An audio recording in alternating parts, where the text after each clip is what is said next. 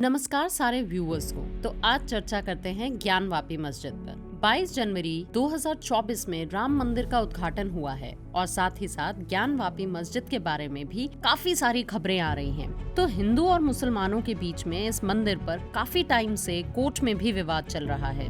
तो आखिर ज्ञानवापी मस्जिद है कहाँ? आपको बता दें, रिसेंटली काशी विश्वनाथ कॉरिडोर बनाया गया था, जो हिंदू देवी देवताओं के मुताबिक 12 ज्योतिर्लिंग में से एक है। ये मस्जिद इसी मंदिर के बगल में है और माना जाता है कि ये मस्जिद काशी विश्वनाथ मंदिर का ही पार्ट है। वाराणसी कोर्ट के ऑर्डर अनुसार 18 दिसंबर को एएसआई को सर्वे करने के लिए अपॉइंट किया गया था, ताकि वहां जांच करके पता लगाया जाए कि असलियत में वहां मंदिर था या मस्जिद। हाल ही में एएसआई ने अपनी रिपोर्ट कोर्ट में सबमिट कर दी है और इन रिपोर्ट्स की कॉपी दोनों हिंदू और मुस्लिम पक्ष के पास चली गई है। ये रिपोर्ट 25 जनवरी को दी गई थी।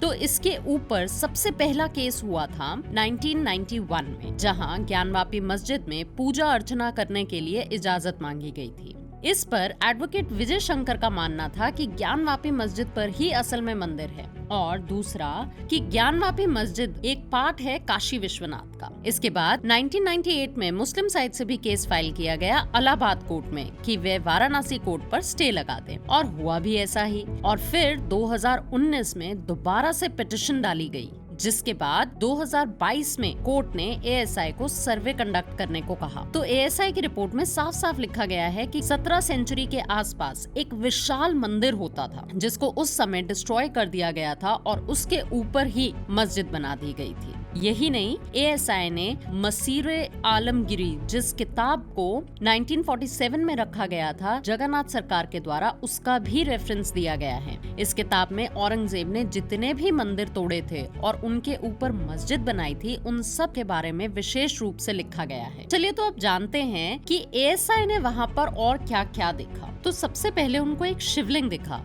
जो उनके वजू खाना में था। वजू खाना एक ऐसी जगह है जहाँ पर मुस्लिम नमाज पढ़ने से पहले अपने हाथ और पैर को धोते हैं। इस वजू खाना के बीचों बीच एक शिवलिंग है और इसी के अंदर पानी भरा जाता है। यही नहीं, एएसआई ने इस सर्वे को करने के लिए लेटेस्ट टेक्नोलॉजी का भी यूज करा है, और इस टेक्नोलॉजी का नाम था ग्राउंड पेनिट्रेटिंग रडार, जो एक तरह से जमीन के अंदर क्या क्या दबा हुआ है वो एक स्क्रीन पर देखा जा सकता है। साथ ही साथ इसके अंदर बहुत सारे पिलर्स मिले, जिनको रीयूज करा गया था मस्जिद को बनाने के लिए, और माना जाता है कि जो सेंट्रल स्ट्रक्चर है वो टेम्पल का ही पार्ट है। दूसरी तरफ मंदिर के शिखर को तोड़कर डोम की शेप भी दी गई है। यही नहीं, करीबन 34 इंस्क्रिप्शन मिले हैं कन्नड़, तेलुगु, देवंगरी और तमिल भाषा में, तो साफ साफ दर्शाता है कि मस्जिद से पहले एक बहुत बड़ा मंदिर था यहाँ। वहीं बहुत बारीकी से इस सर्वे को करा गया, वो भी प्रॉपर कलेक्शन ऑफ एविडेंस के साथ। इस पूरे सर्वे को